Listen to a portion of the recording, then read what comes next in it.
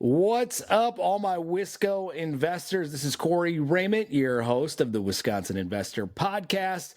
As usual, I say this on every episode, but I only bring you guys good people. And I got another good dude here who I've known for several years, and we're going to get into his story here in a minute. But I did want to also bring up Wisconsin Discount Properties, as I do on every episode, and just share with you guys again, kind of going back to something we've talked about. We haven't talked about this for a few weeks, but the case studies that we have on our website, I think this is super interesting for those of you out there that are trying to understand deals. You can go through these case studies. Reese from our team spent a lot of time putting these numbers together. And what we're showcasing on there is the ARVs compared to what we advertise to our buyers compared to what they actually sold for. And the data is really, really cool to go through. You'll see some that are really low on there. We included those as well. That brings the average down. But those were typically people who just kind of cleaned and listed it and sold them for less. They did not take it to the after repair value, but we still included it. So I think anybody out there, if you're listening to this, you're trying to understand the market, you're trying to understand what other investors are doing, you can go back, look at those ARVs. If you've been on the list for a hot minute, go back and pull up some of those old emails, look back at your numbers, look at what you thought it would sell for, compare it to what it actually sold for, and see how you did on that. So you can get that on our website. You just go to wisconsindiscountproperties.com. Across the top bar, I believe it says resources. You're going to go there and you're going to see the case studies tab. With that, let's get into today's episode. So I got my good buddy Kent Zaretsky here. Did I say that right, Kent? You said it. Yep, you're good. He is the owner of Mr. Sandless of Northeast Wisconsin. So we're going to get into that a little bit. And one of the reasons I wanted to have Kent on here, guys, getting good quality contractors is always a big challenge, right? And getting people to do the work for you. Not only does Kent provide an awesome service, I've never had anybody that I've ever heard in the investment space say, oh gosh, stay away from that Kent guy. He is somebody you do not want in your houses. That's never been the case with Kent. He's got a great reputation in our market for the quality he does, the service he provides, and the business that he runs. He's running a great business. He's growing a business. And so there's a lot of great lessons that we can all learn from Kent on how to take a business as a one-man operation and start to scale that. Additionally, Kent also owns real estate himself. And so we'll get into some of that. We'll talk some real estate today. We're going to talk some contractor stuff. And we never know where these conversations are going to go. But Kent, welcome to the show, man. Well, thank you. I really appreciate you having me on here. I've listened to some of the episodes and they're fantastic. So it's an honor to be here. So thanks. Awesome, buddy. Well, take us back, man. How long have you been in people's houses, starting with the flooring business? Yeah. So and tell us a little bit about Mr. Sandless. Yeah. So Mr. Sandless is a wood floor refinishing business. It's a franchise that started out in Philadelphia. I am not the original owner of Mr. Sandless in Northeast Wisconsin. It was actually my good friend who started it, and I was working at Bergstrom at the time, and I was just feeling kind of stuck. And so he was a full-time firefighter, so he wanted to have something to do on his days off. And so we were in a Bible study together at the time, and he ended up saying, hey, I know you're feeling kind of stuck. Would you be interested in coming and working for me? And, especially I need someone on my days off, or I'm sorry, on the days that I'm at the station, he needs somebody to do the jobs.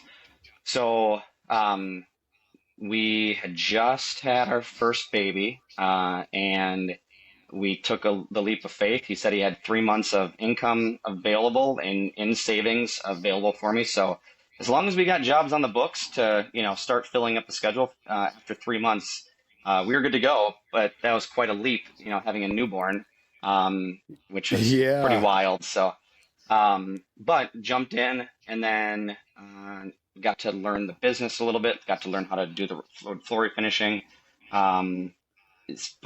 With Mr. Sandless, we actually it is a proprietary process where we can basically refinish floors in 1 day. That's the main process. And there's more to it. And I can give my little elevator pitch if you want. But the main gist is that with our Sandless refinishing, what we do is we take a solution and we apply it to the floor first, and then we buff the floor with that solution down. So the idea is we're basically chemically prepping the surface of the floor without taking it down to raw wood. So once that is done, then we can go ahead and we can apply multiple coats of sealer and finish, and that whole process is done in 1 day. So nice. So How long does Yeah. it normally take, Kent? Like if you're not using the Mr. Sandless process, Mhm. like what does that normally take any other company to do? Yeah, so we can refinish with our sandless refinishing. We can refinish up to about 1,000 square feet in a day. Okay. Obviously, I have some people. We have more than just one person doing it. If we're going to do that, we have, I have multiple guys, that we'd have on the floor at the same time. But if it was 1,000 square feet, like a full sanding job, we'd probably be looking at, I would suspect, probably 2 or 3 days to do. Okay. So Okay. it cuts down a lot of time, keeps people in their house, longer, and lets people get back into their house faster. No So yeah. doubt. So it's good for you guys because you can do more jobs, right, in a Hmm. faster amount of time. But it's Yep. also great for the customer, as you mentioned. You're Yep. not displaced for nearly as long. Or Hmm. I know you've done a few of our properties that had Hmm. hardwoods in there when we're remodeling. And if you're trying to general contract this thing yourself, you're trying to the goal is speed to get it up Hmm. as quickly as you can, right? And so if I know, hey, Kent says it's going to take 2 days, even Yeah. great. I can bank on that Hmm. versus potentially, if it's a bigger property, now you're talking 5, 6, 7 days with the Yeah. regular process. And that time really messes with you. Now you got to try to line somebody else up, your holding costs. There's all kinds of stuff that factor into that kind of those intangible things that I think a lot of people don't really factor in. Right. Yeah. Yeah. And well, the other good thing with our sandless refinishing is that there's absolutely no dust whatsoever. So there's no Mm. real cleanup when we're all done either. The biggest thing would be, you know, um, you know, basically we expect that if we are going to come in there, that we be as close to last as possible. So that basically all you got to do at the end of your project is touch up paint wherever it needs it, because that's usually one of the last things. Touch up Yep. paint and final clean, and either get it on the market or get somebody in there to rent. So, but the good thing is that you can depend that we're gonna we do pride ourselves on making sure that we are there the day that we say we're going to be there. That's one of our big goals. And then also that, and I joke about this, and I maybe even said this to you in the past, but my goal is to be the least stressful contractor you work with. So, Yeah. because I know how stressful, generally speaking, even if you have great contractors doing your project, it's just always stressful. So my goal is to Mhm. just be the least stressful contractor you work with. So, Yeah. I like that. You're not saying stress free because there's going to be stress with it. It's yeah, just be the yeah, least stressful. Yeah. yeah, Yeah. yeah. Well, you were pretty painless. I mean, any project we've ever had, John, dude, it's pretty painless. The communication is awesome. I mean, the bar is really low in the contractor space. And so, it's not hard to It is. exceed expectations, but I mean, you do like I would say I consider you like an expectation I would have for a high performing business, right? Like I'm like, oh, this Sure. is the expectation I have looking at it. You guys always, I don't put you in the contractor category Mm. anymore, Kent. So that's a big compliment I to take that you as a guys. huge compliment. So, Yeah. Yeah. It is. yeah, it is really hard to find good contractors. I'm constantly looking for good contractors, and I also Mhm. like to find, especially when people do perform at a high standard and a high standard of quality. I Mhm. recommend them like crazy. The problem is then Correct. those guys get busy, and now you can't get a hold Mhm. of them. So it's a catch-22, and especially It in the is. investment world. So Yep. I think It that's why is. there's It probably a lot is. of churn of contractors, because they get once they get big enough, Mhm. then they may or may not have time to take on investor projects. Yeah. That's what I've noticed. One of the best strategies we ever utilized when we were flipping a lot of properties and when we started out, Carrie and I, it was mostly in Green Bay is where we Sure. were doing all of our stuff. So we were able to get a contractor. He was great. We had a great relationship. He liked working with us because we didn't micromanage him and we didn't need to because he did what he said he was going to do when he said Hmm. he was going to do it. And if he couldn't make it work, he communicated and we're like, oh my gosh, this guy's a unicorn. Like what we did is we snatched him up. Like we started flipping properties just to keep him busy so we Sure. didn't lose him because we Yeah. knew how valuable he was. Even if we were going to break even on one, Yeah. but we kept him in our sphere and kept him working, we were fine with that because we knew, okay, we'll make 30 on the next one and 20 on the next one and whatever the case is. But we Yeah. needed him. He was so important in that process when we were really actively flipping, and we had to just keep him kind of selfishly to ourselves. That makes perfect sense. I also think that, especially when you find a general contractor, Mm-hmm. that and if now were you generaling the majority of your projects, or were you leaving that up to him? I was leaving that up to him. So I mean, then you really found a unicorn. Somebody, I mean, because Mm-hmm. I'll be honest with you, I would never want to be a general contractor because it sounds like the most No. stressful thing in the world. Just, Yeah. doing that balancing act. But I'm always impressed when you find a detail-oriented um, general contractor that keeps the timeline moving. It's so important Mm-hmm. on these Mm-hmm. flips, and especially Yep. flips, because especially if you have hard money, Mm-hmm. you, like you said before, you have a deadline, and that house has to be Mm-hmm. sold at a deadline. So yeah. Yes. Yeah. Yeah. When you see a lot of these hard money loans, it's 6 month, you have a 6 month note and you're like, oh, cool. I got 6 months to sell this, sell this thing. And then you get into it, you're like, yeah, that's right. I got 6 months to get it listed. And then all of a sudden you're like, wait a minute. No, Mm-mm. I got to pay this thing back in 6 Hmm. months. Crap. That means you got to have Closing. that thing listed. Yeah. You got to have that thing listed 3.5 months, maybe 4 months if Hmm. you're really starting to push the boundaries. So that Yeah. timeline is really, really important. If you can't get that project done in 8 to 12 weeks, Hmm. you're Yeah. gonna be in a bit of a pickle, and it's gonna become stressful, as Hmm. you said, Kent. Yeah. What are the things you see as a contractor, right, Hmm. out there, that some of the most successful investors that you work with, what do they do on the as it relates to, maybe you Mm. can just speak from your personal experience, or maybe just observing because you're there on job sites, right? Yeah. You're seeing these things in progress. Like, what are you seeing some of the most successful investors doing out there as it relates to how they communicate with you as a contractor, how they organize their days, how they organize their business, any kind of insights on what these Yeah. guys are doing? So I'm jumping back in my mind. I'm jumping back and forth between my contractor hat and my investor hat because I'm pretty poor time manager when it comes to my own investments. I'm terrible at it, Yeah. mostly probably because I'm doing I'm running Mr. Sandless. That's probably the main reason. Um, Yeah. but in from the contractor side, I think the biggest thing that I see that makes a successful investor is when they have a project that's coming up, they're already putting the wheels or the wheels in motion before they even Mm-hmm. close on it. And they're basically the second they close, they already have everything lined up as much as possible.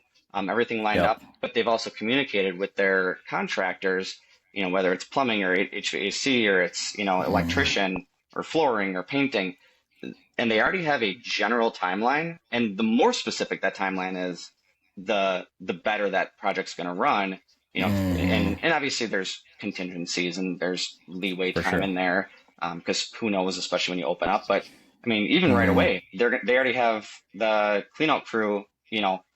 As soon as they get keys, the cleanout crew is lined up to be there. Yeah. And that's huge because the sooner you get on that cleanout and demo, you get the ball rolling right away. So, For sure. um, Yep. but also they're communicating with all of their contractors a lot. I'm a Yeah. big fan of over communication. I'd much Mm-hmm. rather have over communication than not enough. There's nothing more frustrating from a contractor side when you don't get any communication, Yeah. or very little, I guess should say. Yeah. When you say communication, Ken, as a contractor, what Hmm. kind of communication are you looking for? Are you looking for specifics like, hey, I want this specifically done? Are you looking for time? Like what are the Yeah. things that make things from your end of things go really, really smooth? So I think the first thing is does the investor have a general idea of what they want? So like Okay. if you're bringing me into a project and you're like, hey, we could do, we have the option, we have wood floors in here. I want your opinion on whether or not the wood floors are worthwhile to save. Because I get that question a lot. Should we save this? Should we have, do these wood floors? And if Mm-hmm. so, asking me what my opinion is, especially since I do have that investor mindset, and I will be more than happy to tell someone like, no, just, on this one, just go with LVP or just carpet it because of your time frame, your budget, whatever it is. Um, but if they're asking me my opinion and also letting me know, yeah, so if they have a general idea, but also of what they want, but also a general idea of their timing, Okay. and getting in front of, because I'm usually booked out anywhere from 4 to 8 weeks almost all the time. So Okay. realistically, an investor, since I am on the back end of the project, an investor should call me basically the day they close, the day before they close. If I can get in early, even before they close, all the better. Then I can go do an estimate and I can get them a ballpark price, a general idea of what it's going to cost to do the job. But then as soon as they close, hey, just so you know, I closed on the property. My timeline roughly is 6 weeks, 2 months, 2.5 months. And Mm-hmm. then if they already kind of know what they want, then we can go ahead and we can put it on the schedule right away. And I'd much rather move around my schedule to accommodate than for them to call and say, hey, by the way, can you get in 2 weeks? Or can you get in next Yeah. week? How fast can you get in? And it's like, I mean, I don't know because I'm Get in booked line, out buddy. 6 weeks. Yeah. Yeah, yeah, yeah. So that's Yeah. the hard part. So That's such a good nugget, guys. Go back and re-listen to that because I think with hardwoods, obviously you're hearing that. If you guys do have hardwoods here, that's an important thing here to talk to any of those folks as early as you can because they're going to be on the back end, as Kent's saying. But think about that with any project. It sounds like what I heard here, Kent, and we've definitely seen this as well with our own flips and with successful investors that we're selling deals to. The guys that are ahead of the game, they're not waiting for close date. They're on the phone the minute we award them a property. They're making calls and they're getting things lined up, and they're at least just giving people the heads up. We don't let people go into the property until the 3-day prior to closing window. It's just messy with the sellers. It yeah, creates conflict. We've had deals blow up because one of the investors in there, they say something they shouldn't say to the seller, and yeah, all of a sudden now we got to put a fire out, right? So it becomes a mess. But we have, we do the best we can with inspections. We give people inspections ahead of time. They have video walkthroughs. The most successful investors I see like working with our deals, they're taking that inspection report and they're sending that to their contractors, the appropriate ones, if they have, certain subs that they want to reach out to, hmm electricians, plumbers, whatever. They're getting, ballpark quotes ahead of time. They're telling them, hey, I'm expecting to close on this date. As soon as I close, I want you in there. And then hey, 2 weeks later, I want you in here, whatever the case is. And they're kind of lining a lot of this stuff up and just getting it on those contractors' radars yep, ahead of time. And they don't need to get into the property a lot of times to do this stuff. They've got a video, they've got an inspection report. The yeah, contractors don't have to drive over there then. They can just get yep, a rough idea of what they're dealing with. I mean, it seems to be a really good system for those kinds of people. But I think that's such a good nugget that you just laid out there of just getting ahead of whatever your project is, not yeah, waiting for that close date. yeah, yeah. Well, I mean, Yeah.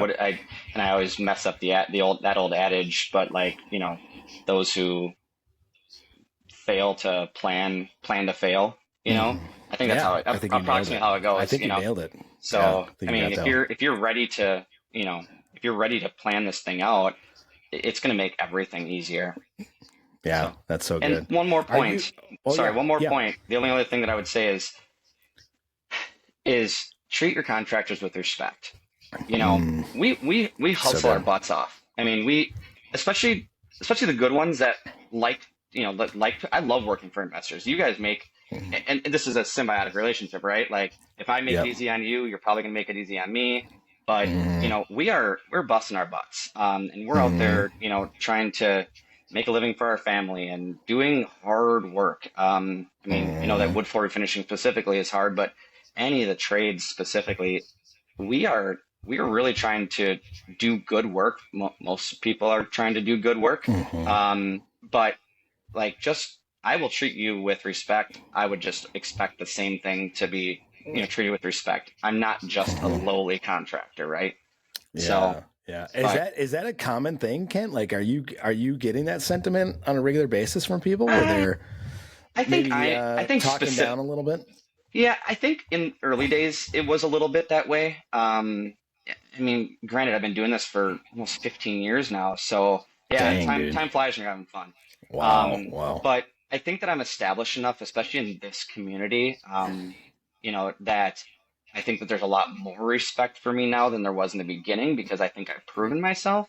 But Sure. how do you get better and get uh, have a better business relationship if you aren't treating your contractors with respect? Hmm. It tells a lot about you. And there's some people who I don't really like to work for because they don't treat you know me or any of their contractors with respect. Yeah. Um, so yeah, Yeah. This is a general rule. Just don't be an a-hole in yeah, that's general. about it. Right. It's as simple Yeah. as that. Yeah, Yeah, that can kind of go with any relationship in business. But talk to me about this. So this is one thing I kind of struggle with contractors, right? sure. I have a gentleman right now in particular that I've had do like handyman things for me and sort of hmm stuff. And and the I think it's always goes back to like what can I do differently, right? That's hmm anytime there's something that goes wrong in the business, I'm like, well, shoot, what should I have done differently in this hmm situation? Biggest thing I can do is like I just expect certain things from people and I don't always Yep. communicate that effectively. And so my expectation of the level of quality is here. Yeah. And that person is like here for their level of quality. Mm-hmm. What recommendation would you give me, Ken, as a contractor, to give a contractor feedback without it turning into some kind of, hard feelings, being a dick kind of stuff? Like, how do you do that respectfully without that and again, every person's going to be different, but if there was a way that you've gotten feedback maybe on some of like, hey, I was expecting this and this is what I feel like I got. What's the one that's felt the best maybe for you to receive that? The hard part for me is that I am a over communicator. I mean, we've known each other long enough. I like to talk. So, and I'm more than happy to. I've learned a long time ago that as a contractor, if I'm not giving you what my expectation is about what can be done or what should be done or how long it'll take, then how can you give me feedback to whether or not what I'm laying out is correct? Does that make sense? Yeah, Like, I think so so. if I lay out my expectation for how this floor is going to turn out, and you're like, well, I don't like that. I don't, like, let's say I go in and I'm going to say, we can do our sandless refinishing in here, but there's a couple water stains here, or there's, and those won't come out because we're not sanding, or there's this really tough wear spot. I don't know if that'll come out. What I typically then go is, if that stays there, is that acceptable for you? Or do you need that watermark gone, that water stain gone, or that, whatever, gone? So I think that when, as an investor, going in and saying, hey, so this is what I see, and come in humbly, right? I think that's the big thing if you're a contractor, because the contractor should obviously know what they're talking about. If you come in and humbly say, hey, this is what I see, can you tell me what your thoughts are on how this is going to turn out? I mean, I'm trying to think of cabinet installer. Let's just take a cabinet installer, generally speaking. Sure. And you see that wall is all sorts of wavy, and the cabinet install may not be the best that it could be because that wall is all wavy. Well, then a conversation needs to happen about, well, so how do we remedy this? Because I want these cabinets to look good. This is this is what my thought is of the whole project as an end. I want this to sell for 400,000 or 300,000, whatever it is. I mean, it doesn't really matter the price, but this is my standard for this, for the quality of work for this house. Can you install these cabinets and countertops so that we don't have gaps behind the countertop, and or a big chunk of caulk on there because you just decided to caulk the top of it? That's not acceptable. Like, how can we fix this? So I think you pointing out the things that you see to the contractor, and then just asking what their thoughts are to remedy it, but then hold them accountable to that. That's good. Yeah, I think the biggest thing where I get in trouble with this stuff is I'm just doing 100 different things, and I'm like, yeah, go take care of that. You're a professional, you know what you're doing, and then they do what they think is what I want, because I wasn't very clear on the front end. Like the stuff you're talking about, that's an example of someone who clearly knows what they want, or asks, hey, what is a reasonable expectation here up front? And then you guys are kind of both agreeing on that level of craftsmanship, if you will, or quality of work, right? And then if you don't perform that, it's probably not, it's probably hard for you to get upset, because you could look at it and say, oh yeah, we did talk about that, and you're right. That is not what we discussed. So let me take care of that. Where I think sometimes where I get in trouble, and I imagine other listeners get in trouble, is doing exactly that. We're just running. We're like, hey, go do this project, and then they do what they think is best. And I think there's fault there on both sides, right? Like what you're describing is you're going in and you as the contractor are getting out in front and being proactive, right? And you're saying, hey, here's this problem. I see this. You cool with that? I think where some of the contractors get in trouble too, and that quality, right, that you're dealing with, is you might get a cheaper contractor, but if they're not doing some of the stuff Kent's talking about, you're going to have to spend a lot more time explaining things, and then maybe holding hands of that person, where the person who's a professional here, like Kent, they're going to come in and they're going to say, hey, here's the potential pitfalls of this. Here's your options. Here's how we would remedy it.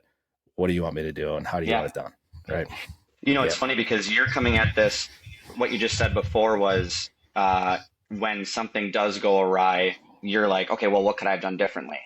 If your Mm-hmm. contractor is also doing that, your general or your plumber or your drywall guy, if they're doing that as well, Mm-hmm.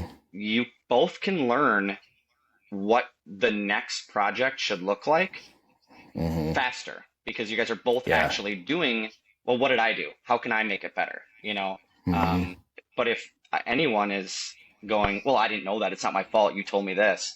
Okay. Yep. Well, but also was there communication, was there communication between the people to, to know that this wasn't going to turn out the best? Right. Yep. So, Exactly. Yeah. And I have it on both sides. I have another guy on this Jackson Port house in Door County that I'm working on this manufactured thing. I'm learning as I go. It's been kind of a crazy process. Some of it was like communication with some people that was just like I'm like a deer in the headlights on this thing. So sure. I'm very humble on this one. Like, hey, please help me. I don't know what I'm doing. Tell me what I'm doing Yeah. on this thing. And then I got guys though that have been great and they will be like, hey, this is what you need. Da, da, da. And then they'll send me pictures. They'll say, is this what you're thinking? Are you thinking this? What if we did something like this? And I'm like, yeah, let's do that. So then we Yep. come into agreement on the scope of it. And then I can't really be pissed if they do what I tell them to do. Yep. And it turns out the way that they said it was going to turn out. And I just don't like the finished look. Well, I told them to do it. So I can't be mad at the contractor that it's on Right. me as So now you learn and move forward.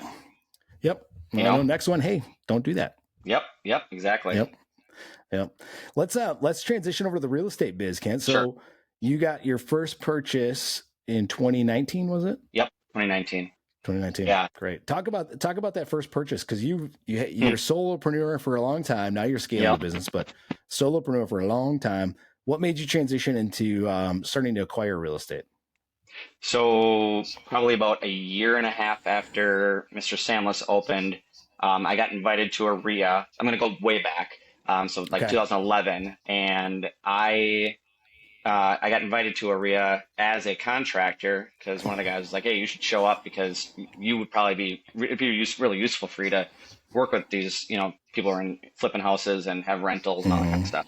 So I just started showing up to meetings every month as a contractor and became a sponsor and all that. And the more I sat in there, I was like, I should probably get some, rentals at some point and probably do some real estate stuff because, grinding away on floors every day may or may not end up working out, if my body gives Mm-hmm. out. So, and realistically, I need a retirement plan of some sort, so might as well get some Right. rental units.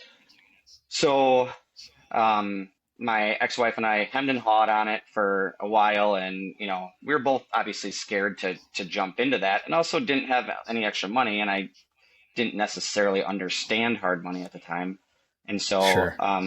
so eventually I just started kind of getting on all the lists, to the wholesale lists, and keeping an eye out to see what people are selling, and then um, in 2019. Dave McClone, if you guys know Dave McClone, Oh yeah. um, Oh yeah. he had a property on Evans Street in Oshkosh, and it was a pretty rundown duplex. And mind you, these are 2019 numbers. He had it listed, not listed. He had it as a wholesale deal for 67,000. So Okay. it was a 3 bedroom, 1 bath lower, and a basically 1 bedroom, 1 bath upper. Okay. And so, and I ended up deciding to initially pass on it. And I'm like, I can't take this on. And I'm just admittedly too scared to do it. Well, Yeah. he ended up calling me back, and I went to an open house, and he ended up calling me, open house, basically a look through. I was the only one Yep. that showed up to it.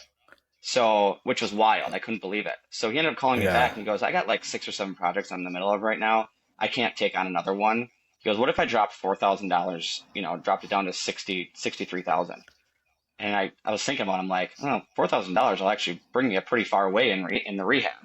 So, Right. okay, sounds good. So, ended up going to my ex-in-laws, actually my ex-brother-in-law, and asked him if he would finance it for me and then do a BRRRR deal on it. Yeah. And so I ended up rehabbing the upper by myself, for the most part, rehabbing the upper by myself. I shouldn't say that, not by myself, but had painter and stuff, but I did all the flooring Sure. and trim and stuff like that. And then got that rented right away. And then got it rented, a 1 bedroom, 1 bath upper. I got it rented for like 775, which was In awesome 2019 in in Oshkosh? 2019. Yeah, yeah. Dang, It was dude, that's crazy. like I just top put it out premium there. rent. Yeah, yeah. Yeah, I want to say that's what it Gee. was. Might have been 725, but either way, it was in the 700s. I'm like, I'll just toss it out there. It Wow. was really nice. It was, I mean, it was nicely done.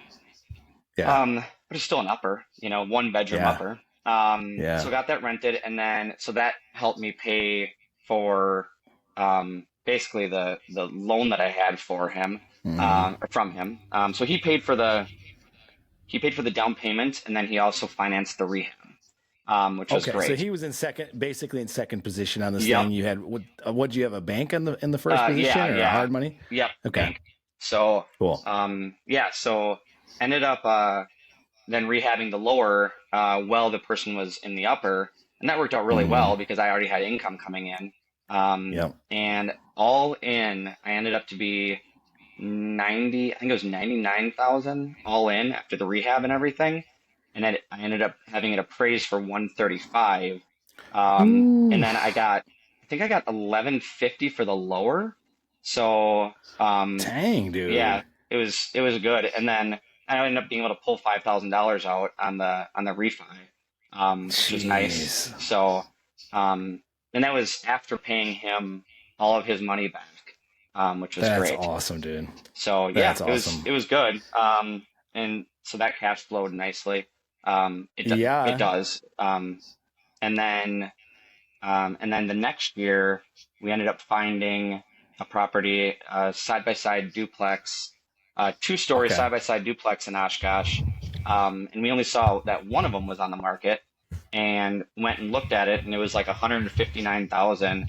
Um, and we got there and saw that the exact same duplex was right next to it was also for sale for 159. So that would have been, what is that, 320 total, if Yeah. my math is right. Well, we ended up Yeah. offering them 270 and they took it. So yeah, so we got, Dang, dude. yeah, so 2 side-by-side duplexes, bought them for 135 a piece. They need work, but yeah, it was pretty awesome. So ended up Dang, having man. instant equity right away, which is awesome. And then now those cash flow really nicely. They're cash flowing at like, I think my rents right now are averaging like $1,500 a month, ish. Jeez. So yeah, That in is so those, cool, dude. yeah. I love it. So those side by side duplexes were listed on the MLS. They were listed on the MLS, and Okay. they'd been sitting for like 45 days or something like that.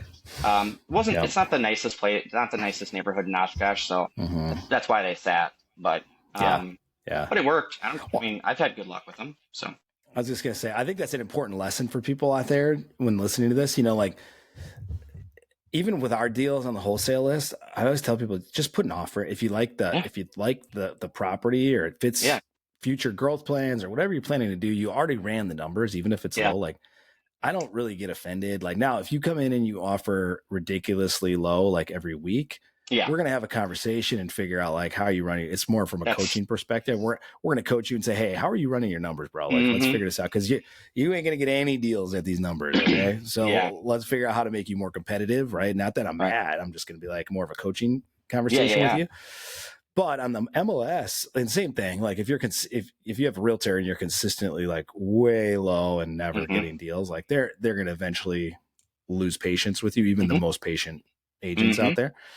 But if you're running numbers and you have legitimate reasons why you're offering a lower number than what you're offering, just offer it if you Yeah, buy it. Like you're like in your case, 320. Now we look at that. Like if you offered 270 for two side by sides right now in Oshkosh, like you'd get laughed out of town. mm-hmm, You got a smoking deal though, bro. mm-hmm. Like even at that time, Yeah, that was still a really good deal for those duplexes. it was. And now you've got an asset. You got to basically build your rehab probably into that number, Mm-hmm. right? Yep, And now you were able to, I would imagine, be able to pull all that cash out yep. on those duplexes as well. So you have Yeah, 6 units with none of your own money into it.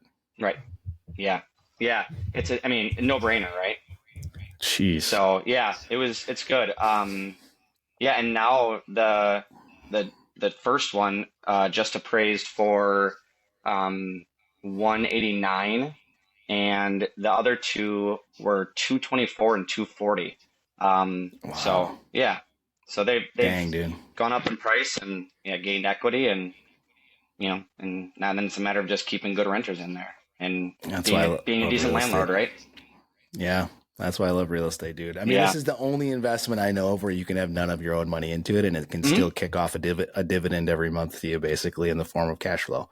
Yeah. I Yeah. don't know. And you get tax benefits and you're gaining equity. I mean, there's just so many benefits to it that it's just incredible to be able Yeah, to do this. and the deeper you dive into what kind of benefits there are, and learning all those things, Hmm. the better those ultimately perform for you. And especially if you have a business, if you have another business that brings in income, Hmm. or maybe even a high paying W-2 or whatever, and you're trying to offset some of your your W-2 income for taxes, it sure Hmm. is nice to have those things that you can do a cost seg and, do and all Hmm. those kinds of things that will lower your tax burden. So, Yeah, for sure. We just had my accountant was at our REI success meeting this last Tuesday at the time we're recording this, along with an attorney, and they did a great job kind of breaking down a lot of those benefits and how do you get that giant tax benefit with the big beautiful bill that was passed this year. mhm. They've accelerated it back to some levels that we haven't seen for being able to get to some depreciation since I think Because it went back up to 100, 2020. right? 100% bonus depreciation. Yeah. Yeah. So if you're listening to this and you're like, I have no clue what the hell bonus depreciation is or what that even means, we have some other episodes on that with some accountants. I'd recommend go back and listen to those episodes. Just know, to me, it's the eighth wonder of the world. If you can buy real estate and then legally not pay income tax, even on W-2 income, I mean, Yep. I don't know how it gets much better than that, to be honest with you. But there's some caveats to it. There's some restrictions, and we don't have to get into the weeds of what you need to do in order to be able to get that 100% bonus depreciation. Again, we lay that out Yeah. pretty detailed in other episodes. I'm sure YouTube's probably got a bunch of stuff on it, but it is amazing when you look at like how much you actually just don't pay in income Yeah. tax, Yeah. which means you can take that money and then reinvest it in other deals. Yeah. I remember hearing in regards to the tax, everybody, I remember listening to a Robert Kiyosaki book. It was actually an audiobook. And in there, he Yeah. said, there are no tax loopholes. There are just tax laws that you don't know about. And Yeah. those, because everybody talks about like, well, the politicians have all these tax loopholes. No, they make tax laws so that don't have to pay taxes. It's just our job to Right. figure them out, and Exactly. how to do it. So, Yeah. and how to, because it's all legal, as long as you're Yeah. doing the legal thing. Yeah. All these things are legal. They seem sometimes too good to be true. Yeah. As I get older, I'm less and less political, and I'm more and more of just trying to understand who's the politicians in place and what are the rules that they're putting in place, and then Hmm. how do I play the game? How do I play the game they want me to play? Right. Yeah. Yep. I used to be a big proponent before I got into real estate of just flat tax everybody. Right. Everybody Sure. pays the same percentage. Everything's fair. Then everything's equal. And then I realized why they have a lot of these tax laws. It's to incentivize the behavior they want to incentivize, right? Hmm. Like if they want to drive more manufacturing here in the country and create jobs and do all that stuff, they give incentives to manufacturing companies to Hmm. build here and do all these things. If they want people to buy and hold real estate, they offer more depreciation and you buy and you hold and you do these. So there's different incentives that you take away that and you just go with a flat tax. I realize like, well, they lose all the power to drive whatever economic drivers they want to drive, Hmm. right? And Yep. so by having these things and understanding what those tax laws are, as you said, I love that. That's not a loophole. It's just understanding the laws. It's understanding the game, how to play it, and how to get the most out of the game. And then it Yeah. becomes a game. It becomes fun. Yeah. Yeah. Absolutely. Yeah. Well, that is awesome stuff, Ken. I'm excited about those deals for you. I mean, I love good BRRRR deals. Anybody Yeah. who knows me, BRRRR is my favorite strategy in real estate. We actually have a free BRRRR course for anybody out there listening right now. Used to charge $1,500 for this thing. It is now, or $1,900 or something. Anyway, it's now free. So if you're not on our buyers list and you want that, you just go to the Wisconsin Discount Properties website, get added to the buyers list, and ask about the BRRRR course, and we'll get it to you for free. So pretty awesome. You can create some Yeah. equity, some cash flow, all this stuff, just like Kent did on these deals, and we'll teach you all how to do it for free right here in our market. So Pretty incredible stuff. Talk about what is the if you don't mind going down this road. You talked about you and your ex had done some of this stuff. Mm-hmm. So you've went through a divorce. Yep. Unfortunate as that is, in a lot of cases, was there any kind of lessons as it relates to your real estate holdings that you kind of learned from going through this divorce? And anybody who's maybe in this position, maybe in the process of a divorce or in the future, we all hope this doesn't happen to us. Or why would we get married? We don't get married to get divorced, but shit happens. It happens. So what if there's any lessons you can talk about, that you learn as it relates to the real estate stuff that we can glean from? Yeah, I think that the first thing would be is, have honest first, let me say the first thing is that we are very amicable, and we are very focused on making sure that the kids are as well taken care of as possible and everything. So that's awesome. That was the main focus of, as we were going through the divorce and everything. The biggest thing that, yes, it is awesome. So first things first, if you do ever find yourself going through a divorce and there is properties, do anything you can to just realize that they're just things. Like a property is just a property. First of all, there's more to be bought. So don't make it your hill to die on. Your hill to die on is, if you have kids, that's your hill to die on. That's my first bit of information is, who cares? It's just another thing. So property, something, whatever, it's just stuff. You can always get more stuff. So that's the first thing. But in regards to a little bit more tangible stuff, the other thing that I would say is, if you are, if you're getting your own lawyer in the divorce, I would say make sure that lawyer is well versed on the things that you do want to move forward with. So making sure that they understand the full scope of how these properties are being held. Are they being held in a corporation, or like in an S corp or in an LLC? If they're just in your name, that changes things too. So make sure that your attorney understands, the full scope of it. Unfortunately, our attorney was not very helpful. We had a shared attorney, because we had most of the stuff figured out ourselves already. We just had to basically go to the attorney and, make sure that he was cool with it. He was less helpful than I would have, in retrospect, much less helpful than I would have liked. But it was my first time going through a divorce, and I hope that I never have to do it again. But I had never gone through it, so I didn't know I didn't know what was going on. I didn't know what to do. But the one thing that so I did end up with the properties. I had to refinance the properties and give equity to my ex. Give the refi, half of the equity to my ex. But we came to the conclusion that, she was cool that I kept the properties. There was no forced sale or anything. That was an agreement we had. She just wanted half the equity because we had built that together. Totally fair. Sure. That's totally fair. Yep. Reasonable. One of the big things that we did not take into account of at the time was, at some point I would be selling them, which I probably will at some point sell them. And there will be realtor costs in there, and there will be closing costs. So if we had done a forced sale, we would have had to split those costs and then whatever was left over. Well, in the process of it all, I didn't think about that. And so she ended up getting half the equity, but I should have gotten half of the closing costs of what the sale would have been. So, closing costs and realtor fees, that should have been half of that should have still been my money. So yeah, that makes sense. That makes sense. That's such a good lesson, because I think it is important. Like, nobody goes into a marriage planning to get divorced, right? Right. And then when you're buying these properties, you're probably in a position where everything's good. Oh yeah, nothing's ever gonna happen.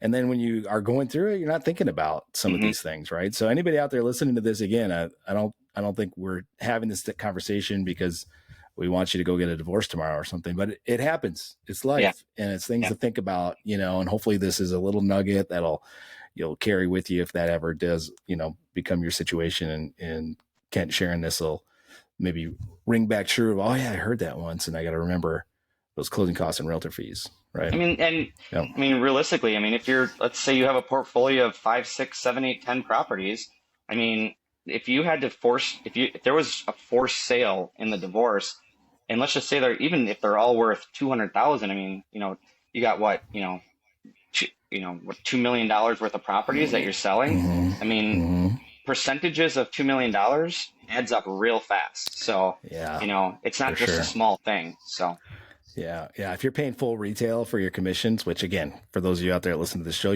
never pay full realtor commissions. Okay. And all my realtor friends, sorry, but it's true.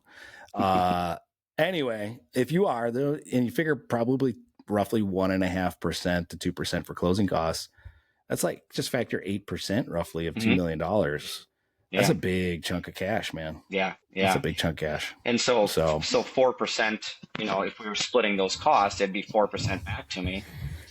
So, yeah, it is what it is. You live and learn, and, yeah. and if somebody else can learn without having to go to, have that loss, then hopefully somebody will remember it. So, Absolutely, buddy. Well, I appreciate you sharing that. I know sometimes these topics can be a little, touchy for people to discuss on the show and that kind of thing. So I appreciate you kind of putting that out there and being able to give some nuggets for people out there listening to this. yeah. So you're a go-giver, brother. I appreciate that.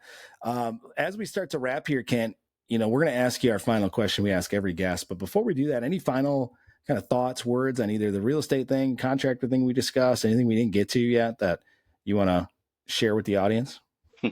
And you know me, I could talk to you for another 4 hours. So you're asking me to choose one thing.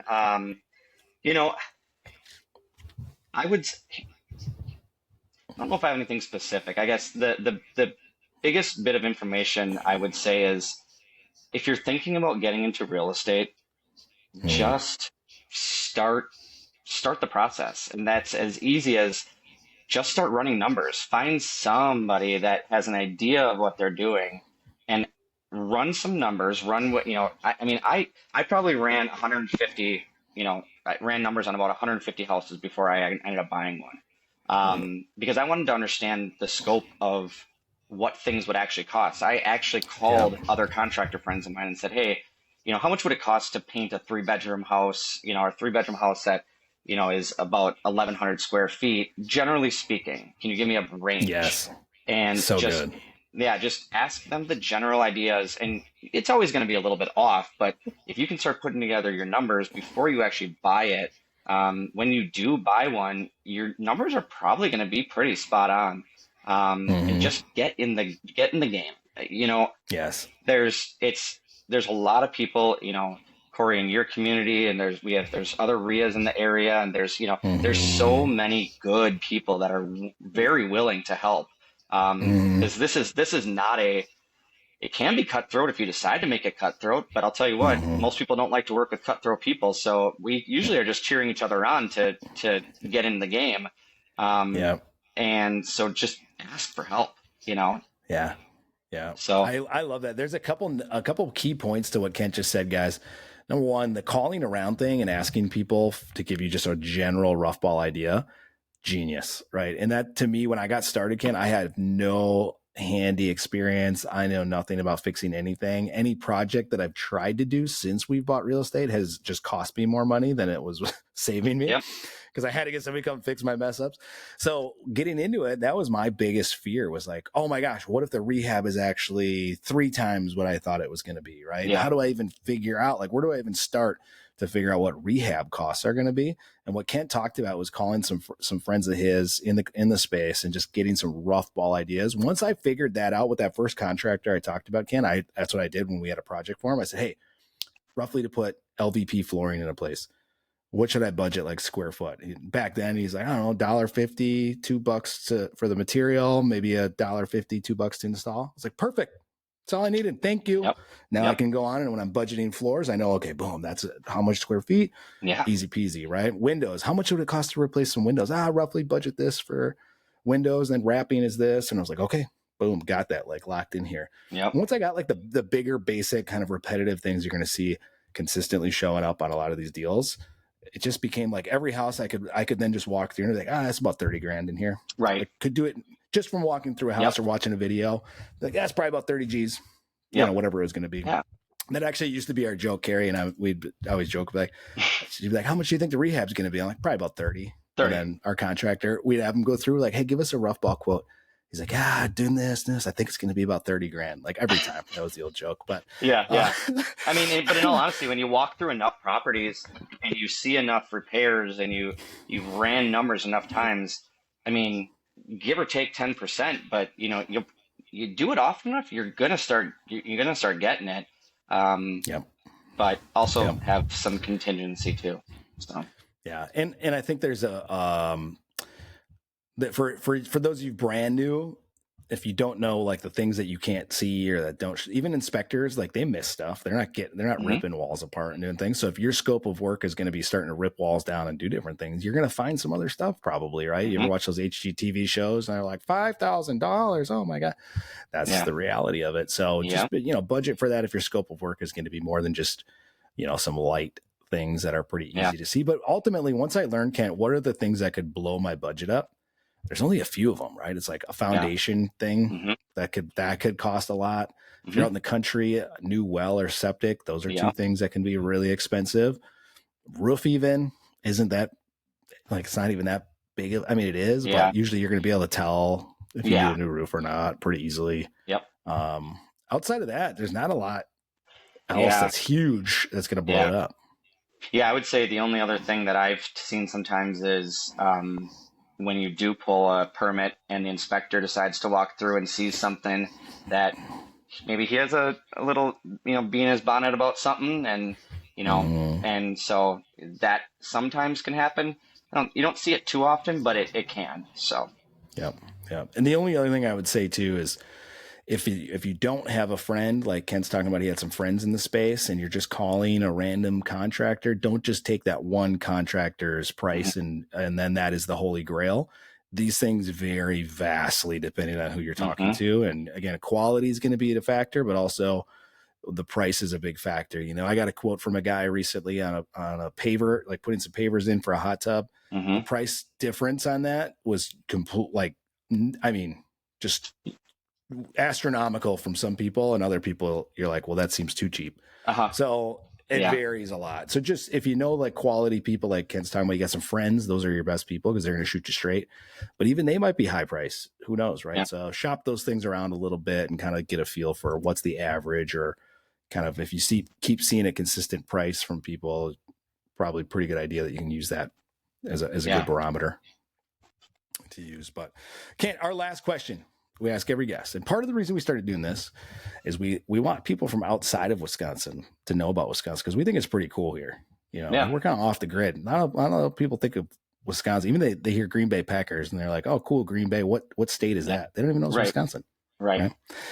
So we like to tell them a little bit about it. Do you have a favorite Wisconsin tradition or place here in this great state you like to visit? I am a huge sucker for going fishing up north. We have so many gorgeous lakes up north, especially this time of year. Get up there and see all the leaves, man. Holy cow, it's gorgeous. I grew up on Lake Archibald Lake. And my great grandpa and grandma had a place, and man, oh man. And then later in life, I had some friends that ended up that had a cabin on the same lake. So I've been going up to that lake since I was like 3. What? Oh my goodness, dude. Yeah. But yeah, I mean, just going up north, and, there's trails, and there's, if you like, going on a side-by-side or 4-wheeling, hunting up north. I'm not a big hunter. I just never got into it because I don't like being cold. So I don't like sitting around waiting for a deer to pass me. That's just my own thing. But, getting out on the lake, and there's just so many great lakes up north. So true. Yeah. Very true. We have a lot of good outdoors. That's for sure.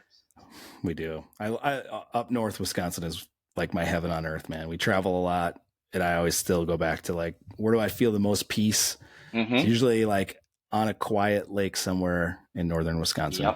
Yep. Turn the phone off and just be out on the lake. So a lot of times you don't even have to turn it off because you don't get reception anyway. True. That's so true. Yeah. Well, Ken, if anybody wants to get a hold of you to talk about your experience in real estate, or talk about maybe having you help them on a project with some Yep. flooring or whatever, you guys do. What's the best way for them to get in contact with you, my man? You can honestly, they can give my cell phone a call. By all Okay. means. Do you recommend giving out a cell phone on the podcast, or would it be easier Buddy, to? that's up to you, my friend. That's Okay. totally, every guest is a little different. We've Yeah. certainly had it, and nobody has been like, damn, I shouldn't have gave my phone out. Right, right, So right, I think you're right. okay. Well, most people have it anyway. So it's so my cell phone is 920-716-8031. That is the easiest and best way to get a hold of me.